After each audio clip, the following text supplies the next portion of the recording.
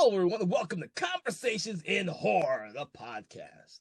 I'm your host, Kevin L. Powers. I'm also the owner and operator of Something Wicked Entertainment and Events, and I want to welcome you to our program today.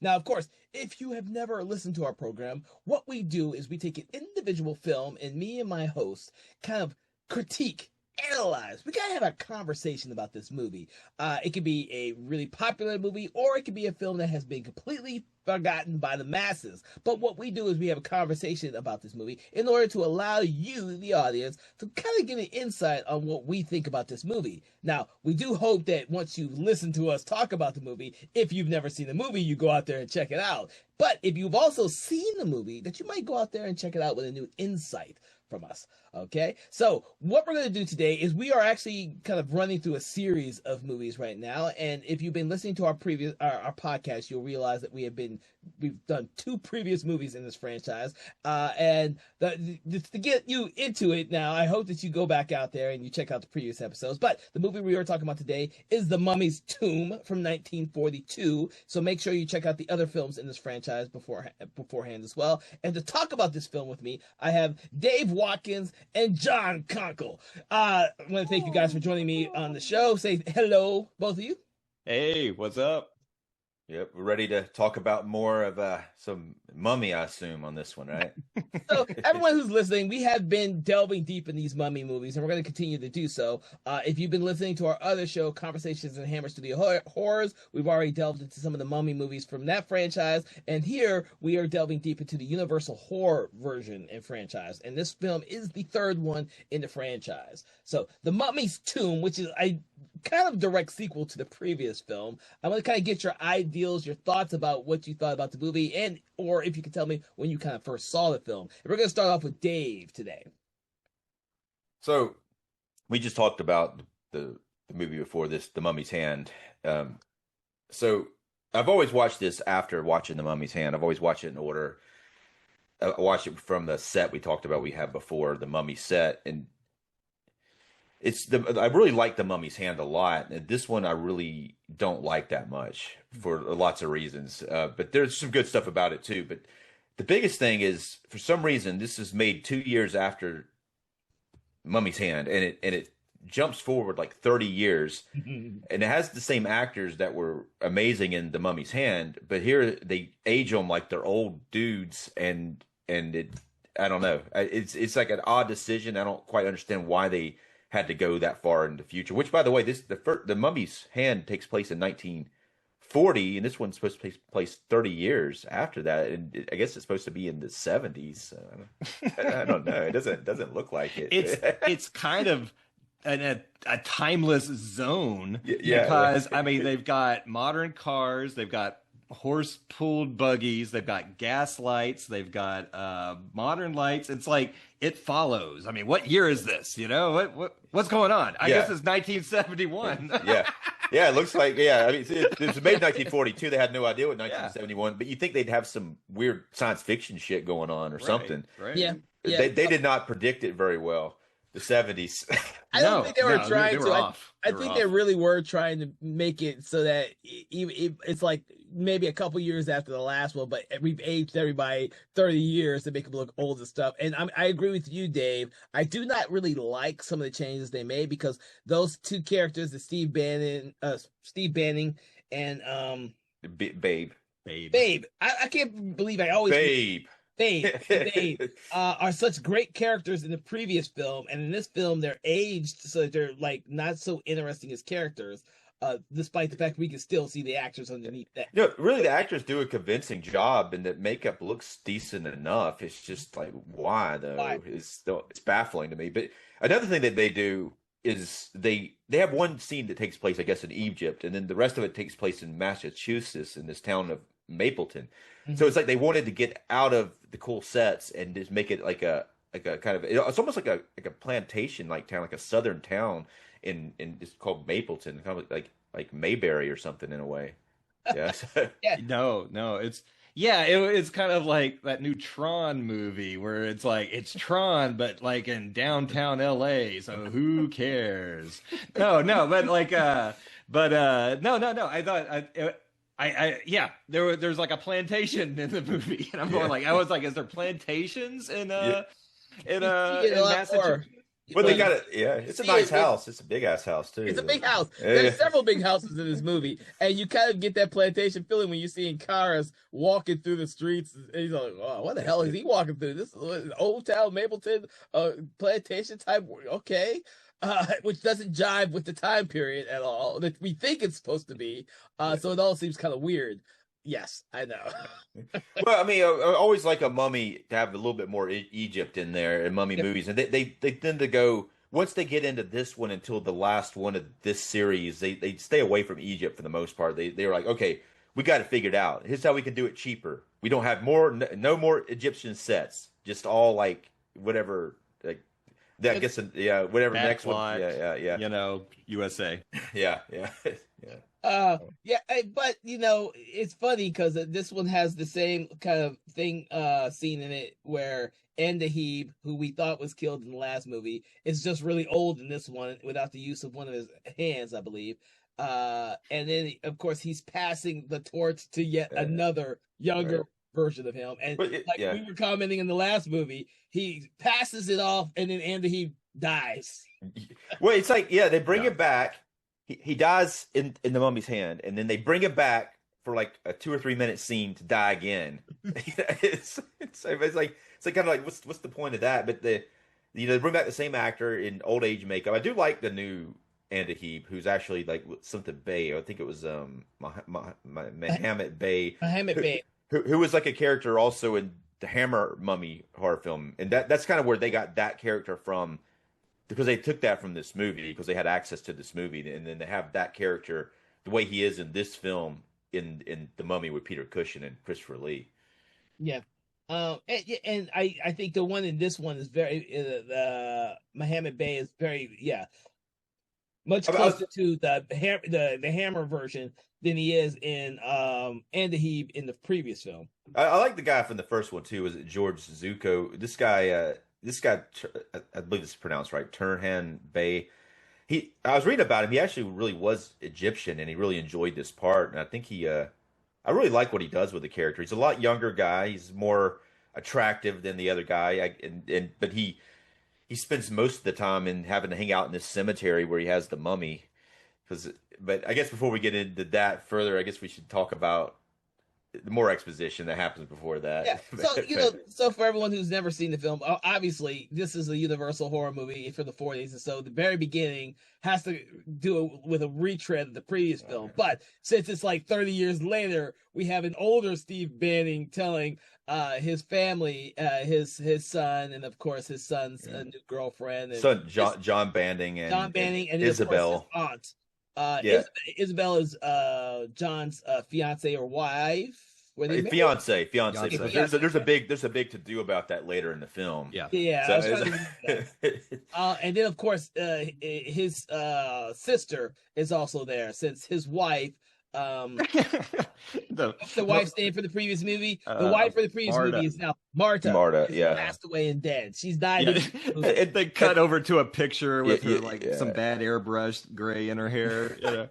Yeah, man, that was a bad move. But I guess they probably maybe couldn't get. I mean, there's a lot of bad moves in this. This is like I don't know if it's the first time this ever happened, but this is kind of like when those horror movies, they make a sequel and all of a sudden they kill off all the characters, and it's like all the characters you liked a lot before, and I was like, It may have been the beginning of that trope, which I really don't like that trope.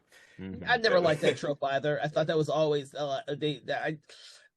it just always rubbed me the wrong way, because you'd have this one great movie beforehand, and it was like, oh, great, and then they kill him, the main character for the first movie in the sequel, like they did Friday 13th and Friday 13th Part 2. The Scream movies always are doing Scream, it's so bad. Your Scream movie did it too. Yeah, that's right. Yeah. To me, the worst ones that always stick out to me is like Nightmare on Elm Street 3 and 4. Going into 4, killing the Dream Warriors off. I hated that. Yeah. And then we're going to talk about this later, like Halloween 4 to 5, when they kill the Rachel character off in 5. And they do the same thing. Yeah, it's very similar though in those. But this is, at least they gave these characters a life. They gave them like a 30-year span to get old and gray. At least that they didn't just kill them off because it easily could have just been like 2 to 5 years later, and they could have had this same shit could have happened. I don't know why they had to be old.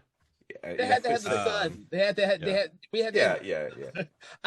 Even though it could have been Steve and Babe again together again with another adventure, I would have been more happy, or would have been happier with that kind of story. But I think they wanted to get characters that aren't associated with archaeology because they got rid of Egypt for this movie for the most part. And Steve and Babe are more or less, stuck in that Egypt world. And of course, the new characters of John and Isabel are more modern. And so they're in Mapleton. And who knows? We don't know. The movie was made so damn long ago. But it's interesting to talk about and think about these concepts. The character of John is, he has some kind of medical, I think he's a doctor at some point. So he's trying to be a doctor. At some point, he gets involved with some kind of military operation. This movie was made during World War II. But it's in the 70s, so there's some new conflict going on that's similar to World War II. Yeah. Clearly. I didn't think about that till just now. It's so freaking hilarious. Going to Da Nang. Yeah. So. But this film does not waste time at all because it's short and they spend like the first 10 minutes going over footage for the first movie. And then of course we get straight into the actual story of this film. Well, like the Mummy's Hand, the very first scene of that is when the high priest talks to Anoheb. That's nowhere close. It's, what I'm talking about, the guy with the fez. Played by George Zucco. But he basically, the first scene of that has the high priest handing over the mantle. And it takes about good 15 to 20 minutes to get to that scene, which really should have been the first scene again. And the same thing happens, just a different dude. Just a different dude. Yeah. And so, but it actually kind of works in a way that we're seeing the same thing again, but it is sort of thing that happens. How did that guy get that old in 30 years? That's what we were talking about with the other guy, the other high priest. He seems to have some kind of necklace on him that he hands over. Mm-hmm. Oh, yeah. And I think that necklace, and we were talking about this last night, I think that is what keeps him alive. But when he hands him over the necklace, it kills him in a few minutes. I was just going he's really dedicated to this job because that's the second priest in a row. You just work up to the last minute. There is no retirement plan for that priest, man. You just go, and then when you feel it leaving, man, you gotta have that guy ready to take that amulet, man, because you are on the job. I don't have time to train you. I just good luck, bye, out. Yeah. He does give him a very specific assignment that I don't know why he didn't accomplish this himself in 30 years, but he tells him he wants him to go and take the mummy to Massachusetts in Mapleton and destroy the Banning family. That's his and he says he's also set him up as at a cemetery to be a caretaker of a cemetery, which is a cool set. Because it's he's got a cool cemetery set, and he's got an interior mausoleum that he hangs out in. That's where and these high priests though, they got to do weird shit. They got to hang out in weird places all the time, and they get kind of weird after a while. With dead bodies all the time. Yeah. I was going, does this guy know how to embalm? I mean, has he taken over the business? I mean, or is he just does he have to scrub the toilets? I mean, what's this guy do? I love the fact though that they set it in a mausoleum, and with the palm fronds, kind of making the comparison between the old mummy's tomb to a modern equivalent to it. I thought that was pretty cool. Yeah, what's funny is that he just takes that fucking mummy's sarcophagus and puts it in the middle of it, and just hoping that nobody's going to come want to see their loved ones in there. So you're right. It's on tour. It's on tour. I got a deal with the museum. It's on tour. It's $5 to get into the mausoleum because we've got King Tut's tomb. Sure. Oh Jesus! The logic. Yeah, it looks cool, but you're right. The logic doesn't not really sound in this film. I don't know if it kind of distracts from the film itself because what really happens is there's a live death in this one. The mummy does really kill people, just like in the previous one. Because he kills more people in this one than the other one. This one is only an hour long. The other one's an hour and 6 minutes long. This one's an hour long, and it's probably got at least 10 minutes of archive footage in it at the top of it. So no, I got I got kind of a proto slasher movie kind of vibe from this one because it was kill and then a police procedural mixed in. Yeah, yeah. So it was a completely different kind of movie than the last one, But yeah, like Mummy. But it went to places that I didn't think it was going to go. I not to spoil anything. I really enjoyed this. But keep going, Dave. I'm just going to keep it bottled up. No. Well, you better be holding on to that for later. I hope you talk about it at some point. Because we don't do spoiler-free conversations. I don't want to. I just don't. I don't want to. Don't want to jump. I don't want to do it quite yet. Yeah. So then the new high priest is there, who's Mohammed Bey, and he basically sets the mummy out and does. He goes in back and he kills the Steve Bannon character, the older version of it. And the guy Dick Foran who plays him gets second billing in this film, and he's in it maybe 20 minutes. Lon Chaney Jr. gets first billing as Karis, but it was the mummy. Thankless. Yeah. A thankless performance by Lon Chaney, who can bring so much like his Wolfman performance. Oh yeah, Lon Chaney was great. Yeah, even like in Spider Baby, he just brings so much misery. And then he plays Lenny in the old of Mice and Men, and here he is, like a mask completely covering his face, gets to do basically nothing. And it was just a gimmick to have his name on the poster. I agree. We talked about this a little bit last night because we like the Mummy from The Mummy's Hand a lot better than this Mummy. Lon Chaney Jr.'s I did mention he's a pretty heavy guy, and the Mummy should be skinny and bones, and this dude's he's big, like not just tall big like Christopher Lee. He's round. Well, I mean, he's like Jason in Part 6. He's just. Stocky, just coming at you. That's why I got like slasher movie vibes for this one. This mummy has drank a lot of Tana fluid. They keep saying fluid. Oh yeah, we didn't even. I didn't forget to mention the Tana leaves are back. We were hoping they'd switch to a scroll, but then they bring the Tana leaves back, and they got the rules again. They disregard one of the rules. Like this time, they only have 2 rules. 3 keeps him alive. 9 gets him motivated. Motivated. That's what they say. Gives him motivation. But get off the couch, Mummy.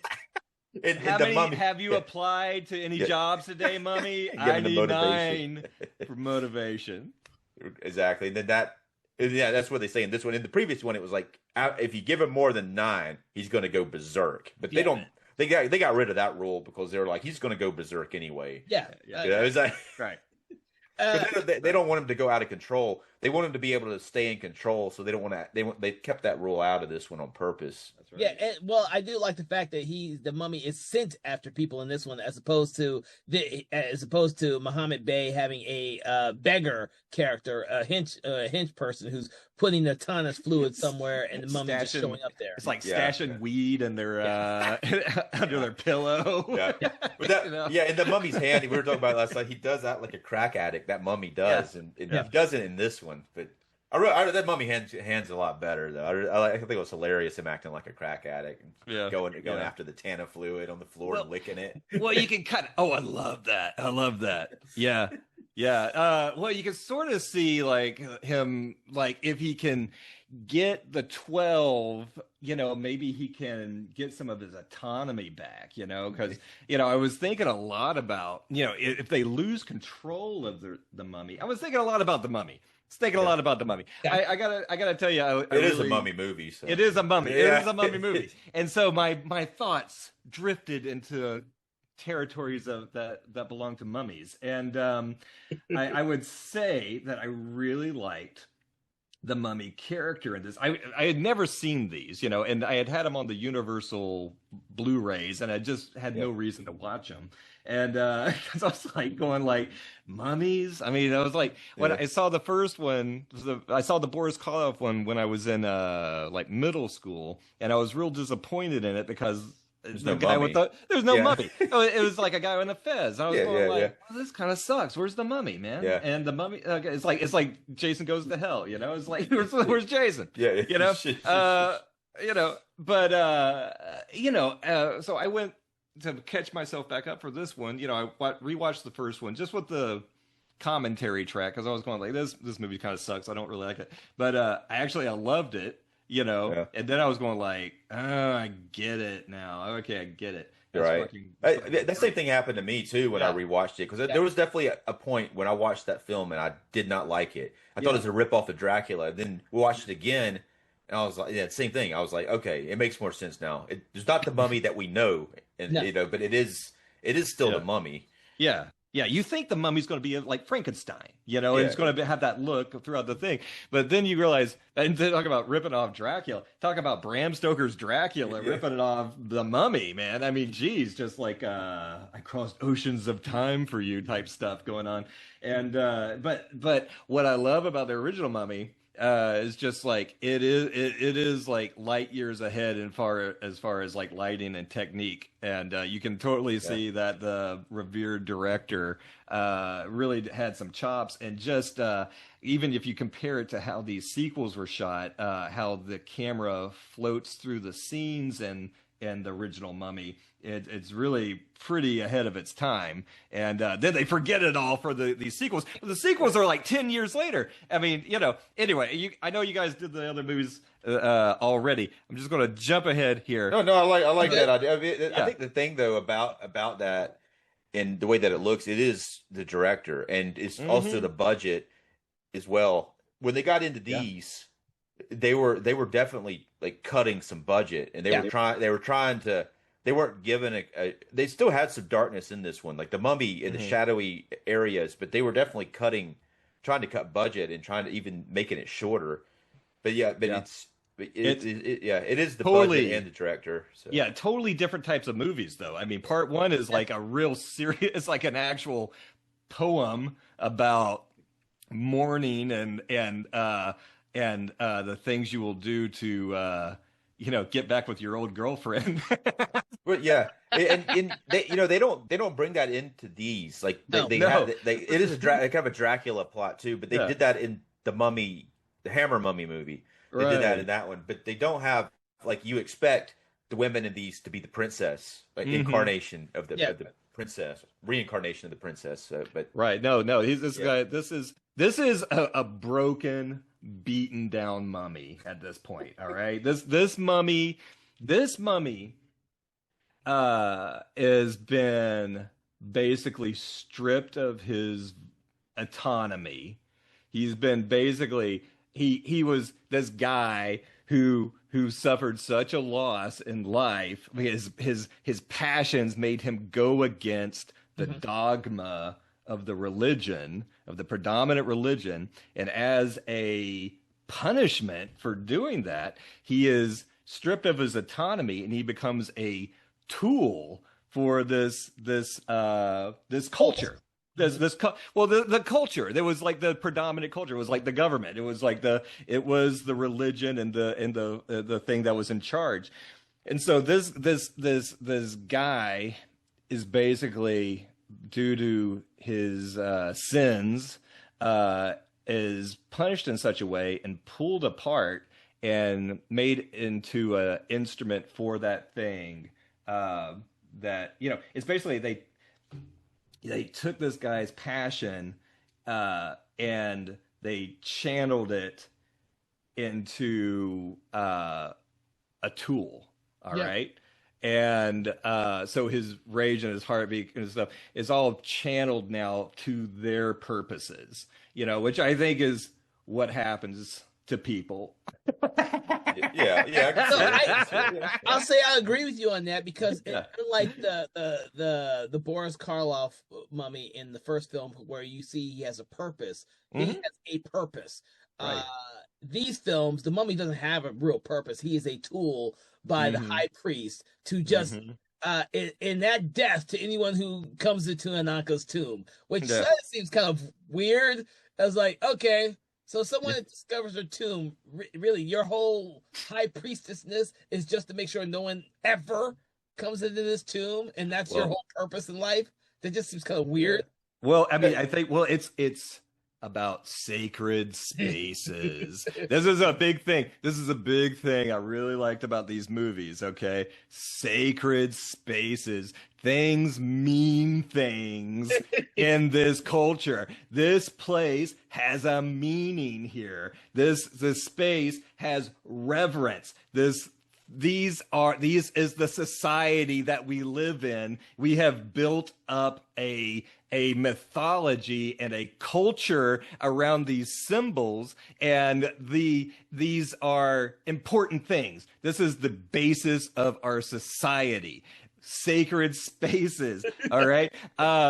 And what is so good about taking these movies together, all right? This is what I really got out of this, all right? So the Mummy one is its own thing. But I think these two movies, by themselves, are fine, okay? But taken together as a pair, actually have a very interesting concept behind it, all right? And probably not intentional, but they were like going like, let's crank out some mummy movies. But, you know, sometimes maybe people are trying to slip something in there. So sacred spaces, what things mean things in this culture. And in the first movie, you see this American influence come into this sacred thing where things mean things. But if you see the Americans, nothing means anything to any of them. It's completely irrelevant. They're all like Bugs Bunny. All right. They're all like, what's up, Doc? You know, and they're all like, it's that 1940s kind of, it's so Indiana Jones. I don't know if y'all talked about Indiana Jones on the last one. They're so Indiana Jones. Like, I come over there, I'll see some stuff. I know it means a lot to these people, but I'm just going to stuff it in my pocket and get out of here. All right. And if things get rough, I'm going to improvise and I'm going to fight my way out of it. And if my fists don't work, my gun will. All right. So, I mean, so these guys are coming into this place. All right. Mummy's Hand. I was so angry at them most of the time, all right? Because I thought they were charismatic, but that's the damn problem. They float through these scenes with absolutely no sense of any kind of what they are in, all right? They don't care what they're in. They don't care what this culture means. They don't care what the rules are. They just say like, they're only for their own self-interest. This guy's trying to save his job. And so it's just like Indiana Jones, fortune and glory, right? And so they're just there to take some resources and make a big, quick buck, okay? Well, I'm not saying anything, but I'm saying what's amazing is it's such a American can-doism. Then you're supposed to think that these guys are good guys, but they're not the good guys. All right. The first thing in the Mummy's Hand, I was rooting for the Egyptians because I was like, who are these putzes coming in here, desecrating these people's culture? They get what they deserve. All right. And so what I like about the Mummy's Tomb is give it time, you know? Let these people become as meaningless as the culture that they desecrated. Now they've become old, and their stories of heroism, just like the Mummy's stories, their stories of heroism have now just become fodder, campfire fodder. Their lives have become irrelevant to the next generation, all right? And so it's kind of like this nice turn back on them, all right? And then they, for their sins that they were not punished for in the first movie, the mummy comes to them and there is no escaping that destiny, you know? So I really like that aspect. I like that they brought back the same guys and they were old, because now you see them at this other side of thing where yes, they got rich, they got famous, they got status from robbing the tomb, but history doesn't forget. And when you've got like these high priestess who they don't forget, they're like going, no, you may think you've gotten away with it, but guess what? Our culture is important, and you may have made a quick buck. You may have gotten in a big, nice house and everything.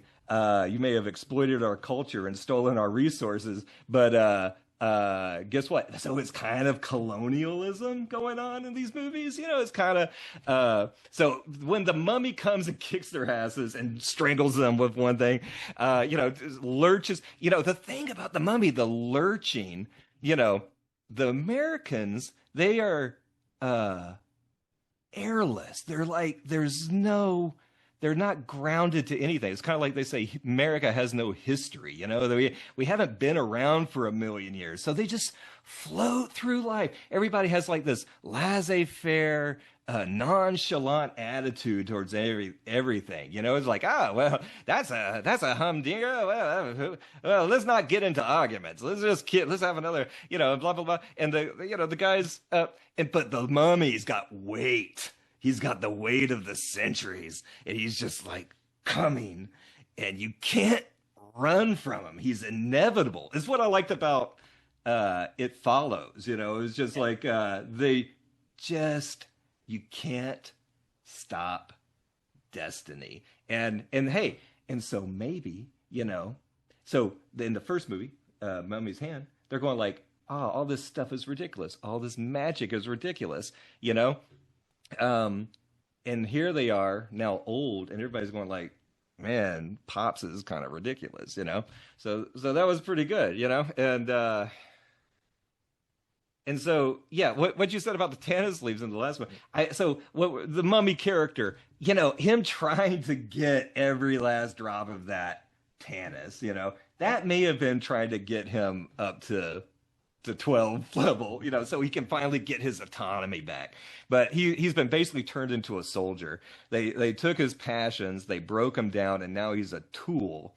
But he's vengeance. He's cultural vengeance for the desecration of their sacred spaces, So I thought that was pretty neat. Oh no, I definitely can see that. Yeah, definitely. Yeah. I mean, that's essentially what you can see about most of these mummy movies, but they aren't always explored. But like me and Dave saw in was it The Curse of the Mummy's Tomb with our Hammer Studios.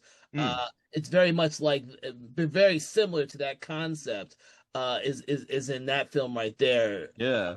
It's probably later. Yeah, so they probably get more into that kind of concept. Yeah. I think you bring up a lot of good points, and I think that it's maybe that's why they made them old. That's a good point, because I could not figure it out. Because the only thing in my head is I'm like, why did you do that? Right? To me, they could have still done this, but they could have done it a few movies later. But I do like that idea, and it does make the whole concept wrap around better. Yeah. If you see it as like kind of like taking everything that they were about and making them the thing that they hated, or the thing that they didn't understand, now they are that, and now their kids have to, it's kind of Old Testament, the sins of the father are weeded on the son. I think they even say that, it's very much, the devil comes home to roost, and so yeah, I can totally see that. They had no money, so they set it in small town USA and everything like that, but it's actually kind of awesome that it takes place here, because now, in the first one, we're corrupting their culture, and now they get to come over here and corrupt our culture and make our culture, unsafe, and also, we're just going to say it. Okay. We're going to just say it. All right. We're just going to say it. All right. Say it. All right. So you got a group of people who go to another land, take their resources, get real rich, go back home, have a big party, and then one day, due to their foreign policy, a being who has been become a tool of a theology comes over and fucks up the homeland. You know, I'm just gonna say 9/11. Just gonna say this was like it's like nothing's changed, man. Like, so all right, good night, everybody. No, the ideal that you have is very. I mean, you kind of hit on something that we haven't touched on a whole lot. We mentioned some of it, but not as much as you are in this one, and it's very prevalent in this film because you do see the sins of the father visited upon the son, and this one because the father is eventually killed by Karras, and then of course, since Bay has sent him out to avenge vengeance on the entire Banning family, he's gonna go after everyone that's associated with that family.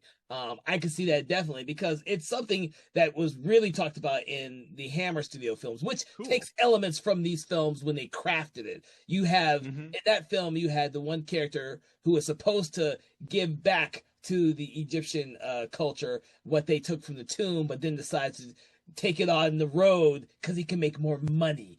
That is essentially what happens, and that really fucks up the entire story. And of course, the curse then is imposed upon all the people who entered the tomb, and so on and so forth. But that concept could have been what was driving this film originally. And Hammer did their version. They pulled those elements out of these films.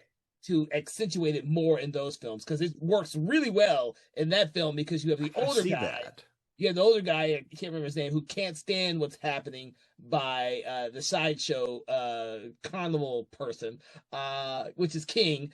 And then, of course, you have the younger guy who feels obligated to just keep going on with the status quo, no matter what it means to the culture that they're destroying. Well, yes. That's cool. I think they were probably a little bit more progressive in the 60s and 70s. So, they were bringing these things out. I think the writers of these movies, I don't know if that was their intention to be so critical about America. And because I think these guys are painted as good guys. Even like in The Mummy's Hand, they're really like, it's a kind of like an Abbott and Costello kind of like archetype. Definitely. But it's what we like. It's what we like. Yes. Like Indiana Jones is like this, and I was even thinking of like the Mummy movie they made with Tom Cruise, where he's over there with like his sidekick and like making wisecracks and fighting his way out. In the Mummy's Hand, they get cornered. They beat up like an entire bar of Egyptians. And when they kill the priest, man, I mean that guy was just going like, ha, ha, ha. He goes like, I was like, 1, 2, 3, bam, bam, bam, bam, bam. Bam, bam, bam, bam. And then he falls down like 1,000 steps. I'm going like, well, that is cold-blooded murder. He just straight up shoots him, which is like. But he's so lovable. He's the good guy. He's the good guy. These movies were made during an era too where code was there, so they didn't consider that. To the production code, if you do a crime, you have to pay for it by the end of the film. Whether you have to die or you have to go to jail, but they didn't see that as a crime. The censors didn't see that as a crime, but the guy he was cackling he was cackling. he was cackling pretty hardcore. I would agree. But it's a culture of culture of exploitation, okay? In this movie. And so what's also amazing about this movie, you got part 1, The Devil's Hand, where Mummy's Hand, where they're just over there exploiting that culture to bring back to the museums to make some money, and everything, and save their job. Who's just like, I just don't want to lose my job, But in The Mummy's Tomb, what I really liked was, and I thought was like, wow, the more things change, the more they say the same. The media circus that descends upon the town when there's like a few murders and everything. Now, they're not looking for truth. They're looking for story, and they're looking now the Bannon family who exploited now becomes the exploited, all right? They become fodder for the machine that they fed. Now they're being fed into the machine for papers and media headlines and all this stuff. What I love, what was unintentionally funny, was the scene in the bar where they go like, "Yeah, you got a part of the story here? You think I might know what's going on? I'll tell you what's going on. It's a mummy." And they go like, "A mummy? Wow, what a story." They don't care if it's true. They don't care about anything. They go like, "What's going to sell this paper?" It's unintentionally funny because I don't think they were thinking of I don't think they were thinking a culture of exploitation. I think they were thinking like, let's keep this thing running. We got 60 minutes. That's when the Babe character comes back into town and they're talking to him in the bar. But it is funny though. Yeah. He's like, there's definitely money. It doesn't take the cops that long to actually decide there is a mummy though, because eventually before the end of it, they're completely on board with it. Well, you had the scientist. I love scientists in movies, all right? Because the scientist in the movie, I guess there was an Egyptologist. I can't remember what this guy was, but he had a microscope, and when he looked at it in the microscope, they always do this. They always say the Latin classification of whatever it is they're looking at. So this was like the Tanis leaf. So he goes like, I see it here. It is Borealum porlavallis and everything. Also called the Tanis leaf.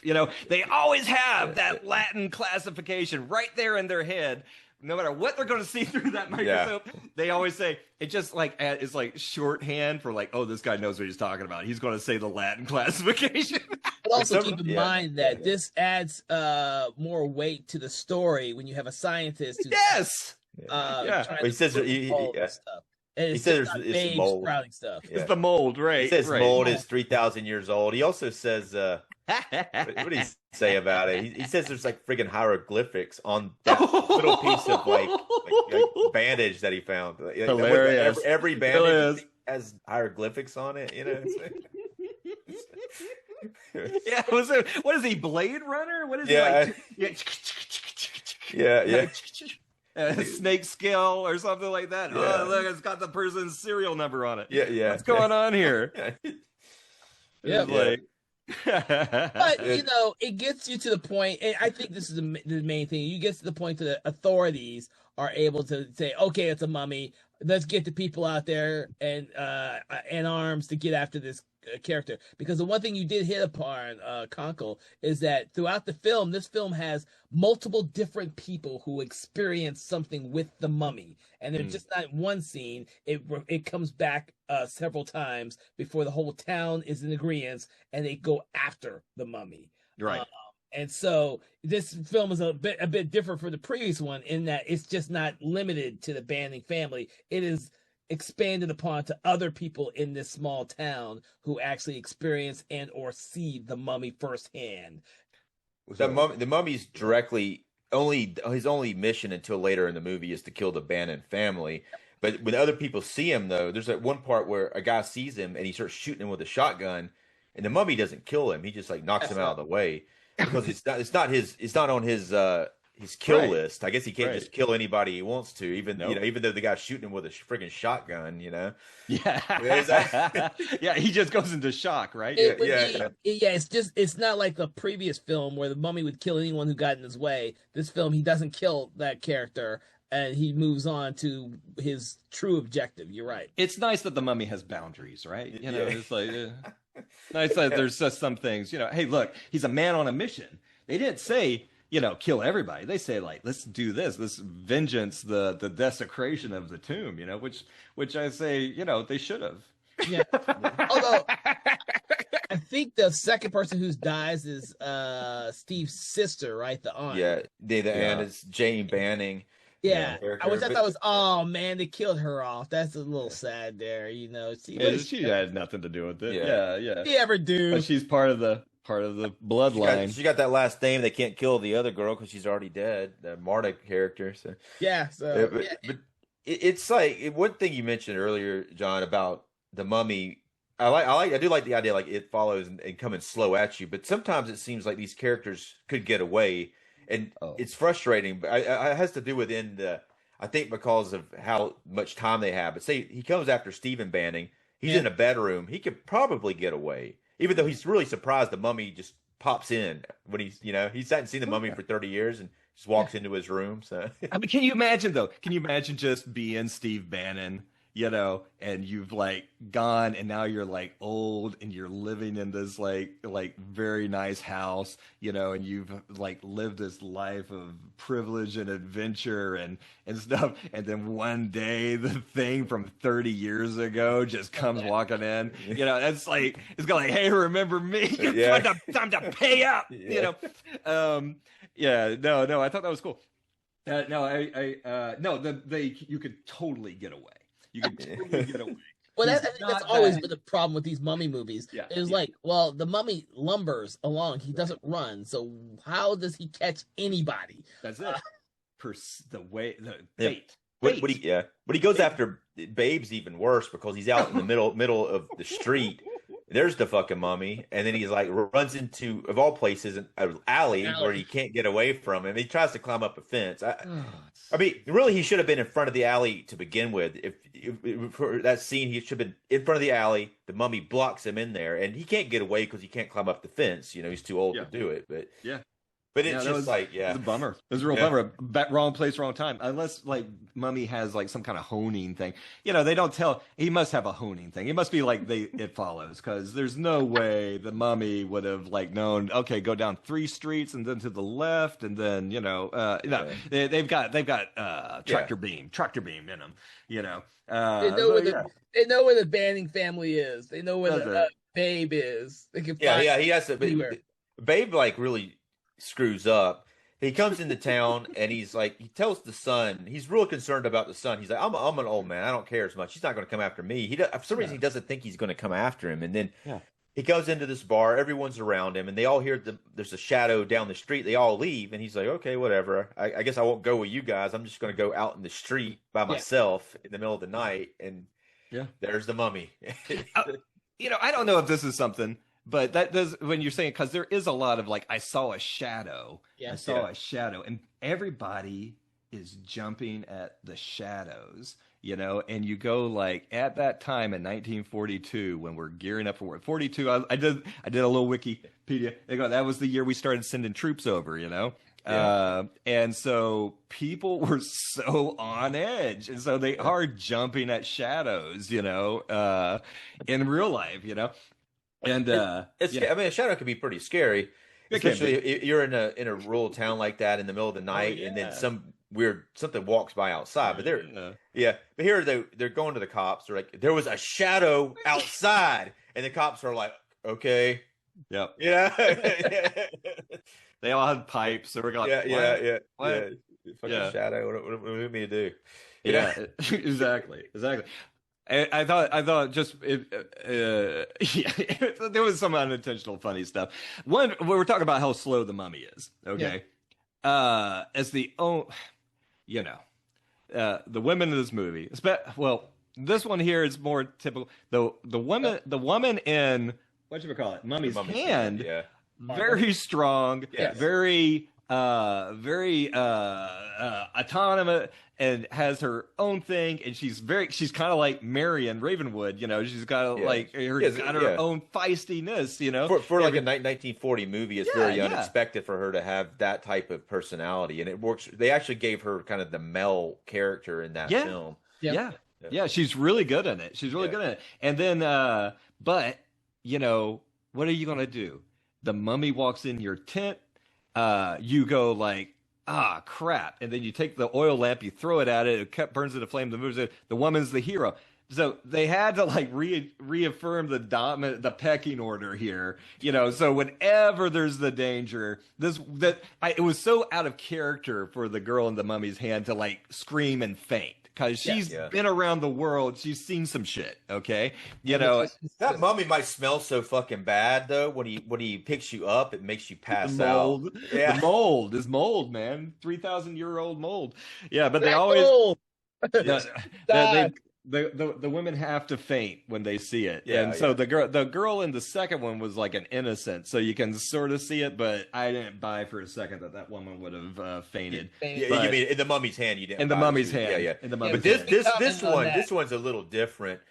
Yeah, there's something else about these films too. I talked about this a little bit on the other one. The guy's dad dies, and he's like still acting all whimsical and flirty with his girlfriend, and he's never like upset about his dad dying. Yeah, no, that's what I'm saying. And it may be bad screenwriting, but it may be nothing means anything to these people. You know, there's no weight to anything. People are dying all the time in these movies, and in the next scene, they're cracking jokes. You know, all the time. It happens all the time. But if it wasn't like for the themes of the movie, I would say that's just, you know, they're not thinking this through, but maybe they're thinking it through because these people are hollow, shallow people. I mean, I think we talked about. Kevin said this yesterday that we think they're trying to keep it light because it's a '40s movie, and they're trying to not bring the audience down with a downer. That's true. But it's just so like the way they act so whimsical, and he's still going to the park with his girlfriend, and they're that's when the Bay character starts like creeping on him. He sees him in the park, you know, and he's like looking. He's always behind the bushes, man. Yeah. So what you bring up the Bay character, and yet he does the same mistake that the Anda Heave character does in the first film, and he was warned not to do that mistake in this film. Yeah, but they can't help it though. That's the human nature. That even with these characters, once they get Americanized, they do the same shit. You know, once they see. Once they see the beautiful women of America, they just can't help themselves. Yeah. But no. What I liked about the fact was that he gets corrupted and then uses the mummy not as part of the theology, but for his own needs. Yeah. He even stops, like he still hadn't killed John Banning yet, and he stops him from killing John Banning. He's like, just go get the girl for me. Yeah. You know, it's like, who cares about killing this John Banning guy? And I think that's right. I forgot about that. And I think that's a real truthful statement too. Where it's like you got the idea, the front ideals of the things that are in power, but they're just, you know, got their own messed up agendas, just like anything else. But they get everybody to follow their agenda, even though because they're saying we're for this and we're for that, but really they're just trying to get this chick, man. But they mobilize, and so the people go out to war for like these grand ideals, but the motivation behind it is, you know, not so honorable, you know. I thought that was good. But it was also interesting. Both of those movies end with the chick tied to a table, you know. And this one, she's tied to a casket. He brings her into the friggin' like mausoleum, and she's a casket, and she faints again like randomly, like while she's tied to the thing. Well, you just go like, you know, this one, I guess.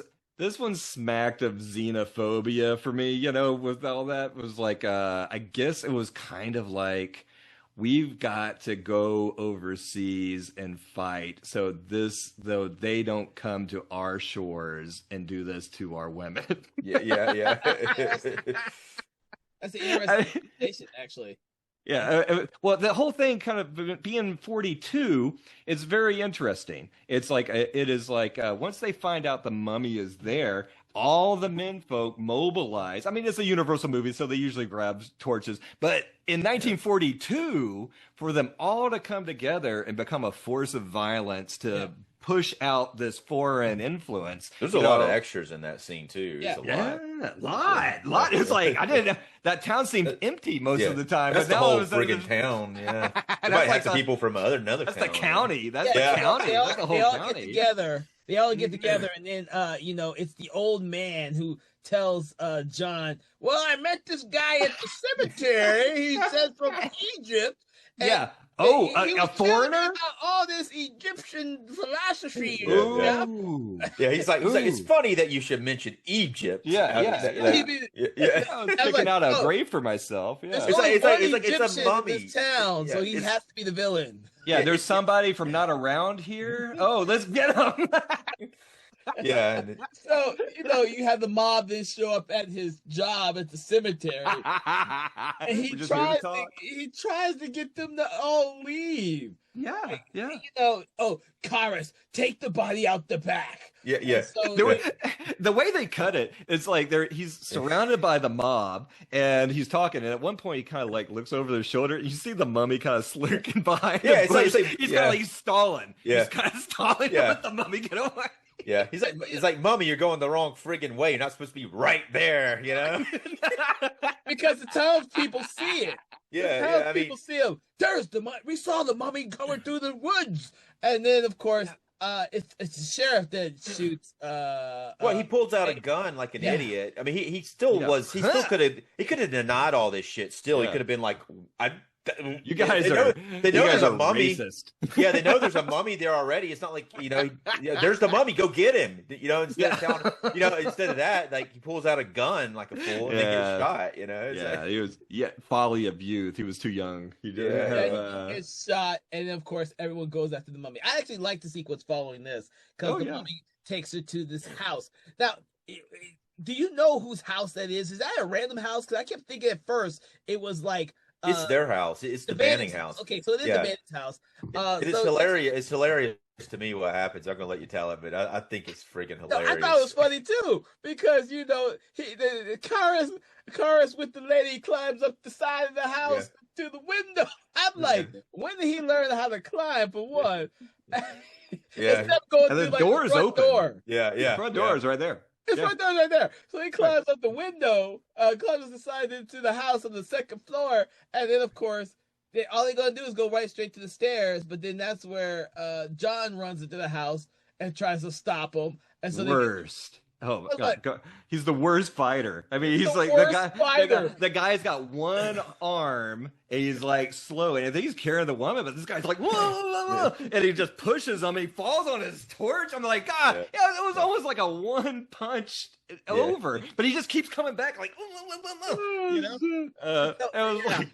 Which is stupid because Banning, I think it's Banning's torch that starts the house burning. So everybody else gets on board with it. They're like, let's burn the house down. It's so much easier. Yeah, I mean, it's like, hey, that's my house. No, we're not. We're not taking any chances. Which is cool to watch, but when you think about it, it's like they just burned down his house. Yeah, and it's like there's no reason for it. It doesn't like. I mean, I guess the mummy doesn't like fire, but it's like it seems a little unnecessary to burn the house down all the way. It looks great though. It was great. It does look great. Yeah, even back in the 40s, they had to have the big ending, and Universal movies love to burn shit down. They were panicking. They were panicking over the mummy. I mean, it makes sense that they were panicking, but fire is a very dangerous thing. And it's like fire was much more dangerous than the mummy. Which is kind of like what you burn the village to save the village. I mean, they're like completely desecrating their town here. To stomp out this foreign influence. I like the way you say it now. Well, I'm gonna think about that next time I watch it. Think all about that. But of course, how's this Isabel get away? I'm drawing a blank. I think they carry her down the trestle. Don't they grab her and tear her? And then they set the trestle on fire, and then the mummy's coming out. It's like, I can't go that way. Back around. It's like, and then the cops show up and they start shooting the mummy again, and then you think the mummy dies. He looks like he kind of got caught on fire, but not really. And then he goes into the fire, but they leave it, so maybe he got away. We find out later on, but I was disappointed. It was like they kept showing shots of a dummy mummy, and I was going like, well, set it on fire. I mean, why can't we just watch it burn? Maybe that was a Hays Code thing or something. But what it was interesting, like the first mummy with Boris Karloff, I guess pre-Hays. You got that scene with the spear going through the guy and the blood, and he comes over and go like, wow, they got away with a lot, And it changed. Yeah. I mean, I don't know. It could have just been they didn't want to kill the mummy all the way because they were planning on doing more or hoping to do more, but they wanted to make it so that you could, even though they bring him back at the end of the other one, they killed him and they killed the other guy, the high priest guy, but they brought both of them back anyway. So it's kind of like. Kind of like they did in Halloween 4, so it's kind of like a serial kind of mentality where like at the last minute. There's cycles. The Universal horror movies were in their cycles, so they were like, well, how many more sequels can we possibly do? And they were chucking them out with all their franchises. Yeah.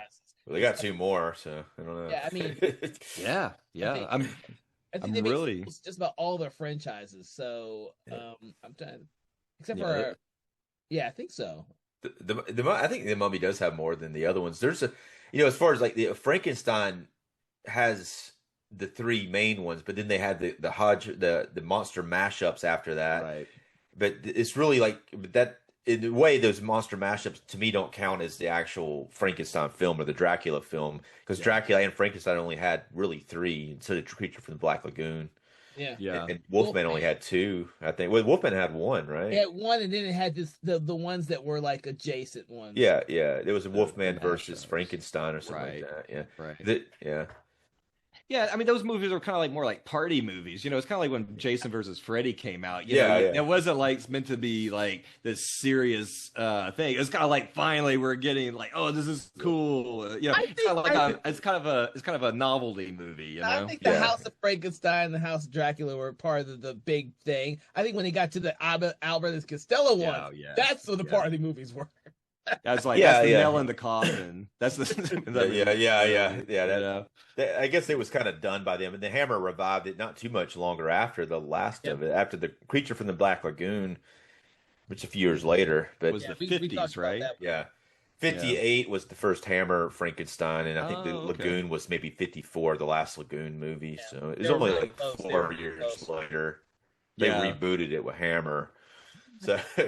I would be real interested. I haven't seen the last Creature, but I just saw the bad makeup, and I was going like, man, it's just like trying to squeeze the last bit out of the stone. Well, I mean that movie's actually it's kind of interesting what they do with those 3 films. I actually like the third one pretty good. And we discussed those movies on this show already. Cool. For everyone who's listening, we have discussed all 3 of the Creature from the Black Lagoon films, so make sure to check those episodes out as well. But there's award-winning episodes. Yes, we gave ourselves awards for them. All right, we did it. We'll do that at the beginning of next year. We'll do our internal awards where we give each other the best of awards to whatever episodes we want to give. We'll do. Have over 100 to choose from. Right. And if anybody else wants to give us an award, feel free, because then we can be like, we really got an award. It could be like that's what we're here for, people. We want to win awards, so you have to tell. We could be like the award-winning podcast, Conversations in Horror. And then it's like on the bottom, it says one of our random viewers just gave us an award. So we'll have to start talking. You have to start talking like James Lipton from Conversations in the Actors Studio. We have to slow it down and speak with more gravitas. No, we're not doing that. We're having fun with this one. Like House of Frankenstein. This is Conversations in Horror. We're here to have fun. So quick back to the Mummy. The Mummy's dead, but unlike the Hammer horror films, the thing goes on for another good minute, and we get to see more newspaper clippings. Yes, the John Banning and Isabel did get married, and the Mummy apparently perished in the fire, according to the paper. And then we get I guess an after wedding scene, and they're going in. I guess they just got married, and people were throwing stuff at them, and then it just ends. Yep. What's funny is like while I'm watching this, I'm like, this movie's like 60 minutes long. I'm actually hitting the timer. I'm like, it's got like 30 seconds left. What are they gonna do? And it's like, and then they do that, and then there's no credits. So it's like, it's weird because this film has a presence of the media within it. I like that. Yeah. It's different because a lot of the other films don't do that. And this one, it is a very relevant presence in here. And I actually like that they ended it that way. Not so much about going to the wedding, but with the articles, I thought was really clever. I don't know if I needed them to be getting married in the movie. Yeah, like and they're like it's another one of those scenes like the park scenes when they're just like so fucking happy. Yeah. And it's like you guys are not traumatized by this mummy thing happening? No, it was father. No, your so aunt. funny. So that scene was so unintentionally funny and so obviously part of the propaganda of the time, where they're walking in the park and he's just gotten drafted and he goes like, "Well, this might be kind of tough." She goes like, "Oh, just think about how wonderful it's going to be to be finally get away from all this home drama that's just bumming you out." Oh yeah, like finding out your father was murdered, get away from all these, get away from this bummer back at the house and everything. Go over there, go overseas, see new things, and everything. I was going like, man, they were really feeding us the medicine back then, And then she's like going to go with him. He's like, "Whoa, you're going to go with me, but we got to get married first." That's it. And that's what sets that Bay character off. He's like, "Hell no, that's not happening. That's my lady. That's my lady. I'm going to tie her to a coffin." Yeah. Oh, Jesus. All right, guys. It's over that time. Is there anything else you would like to discuss with this film? Oh my gosh. Anything else to say?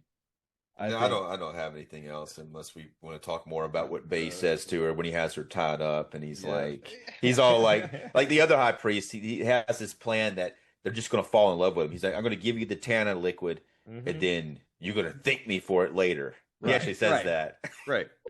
Yeah, you'll thank me later. When we're like, after we've been married 5,000 years, you'll say, I'm really glad you gave me those Tana's leaves.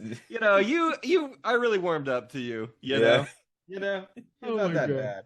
How about you, Conkle? Anything else? I am thinking that I got everything off my chest. See, now you're talking like the mummy walks. Right. I think, go ahead. Done. Okay. Done. All right, guys. I'd like to thank you for joining us in this conversation about the Mummy's Tomb. We, at this time, are going to rate the movie. And what we do for everyone who's listening is we like to rate the movies between 1 star and 5 stars, 1 being poor, 5 stars being amazing. Where on the spectrum do you want to place this movie, Mr. Dave? Well, I'm going to go use the Tana leaves as my moniker again, like I did yesterday. But this one's tough. I think I have a better appreciation for it after this conversation. I was going to go with 2.5 stars. I'm going to bump it up to 3. So yeah, cool. What about you, Conkle? Okay, so as I'm going to say, it's not fair. I would give it like 2 stars. All right, by itself. But if you combine it and you think of it as really, if you think of it as being, if you combine it and think of Mummy's Hand as Mummy's Tomb as one movie, I give it a 3. I think Mummy's Hand is like a 2, and I think this one's like a 2. But you put them together, you get 3, maybe 3.5. You see it as one story. So to be honest with you, Dave, I would be like you. If we hadn't had this conversation, I would have given it 2 stars. I give it 3 because some of the stuff that you brought up, Conco, has me thinking I'm going to rewatch it, kind of thinking in that mindset, so that next time I discuss this movie, I will have a different outlook. I never thought of it that way until you brought it up, and I thought it was very relevant to some of the stuff that you said. So cool. There's still some narrative problems that I have problems with. There's also a lot of pacing problem too, in a way. So, which is weird for a film that's only an hour long to have pacing. Yeah. It's wonky. There's a lot of wonky stuff in it, definitely, and some unintentionally funny things. When the guy says like it was a mummy that killed him, and they're going like, "Wow, really?" I'm just like, like, guys, come on, where's your journalistic integrity? All right, so thank you guys for joining us on Conversations in Horror. For everyone out there who's listening, I want to thank you all for joining us for this conversation about the Mummy's Tomb. Please make sure to check out the previous episodes that we have done on this series, and go over to our partner podcast, Conversations in Hammer Studio Horror, and check out the episodes on the Hammer mummy movies as well. I'm sure you're going to really enjoy those. From all of us here at Something Wicked Entertainment, I want to wish you a pleasant day, and we will see you on the next episode.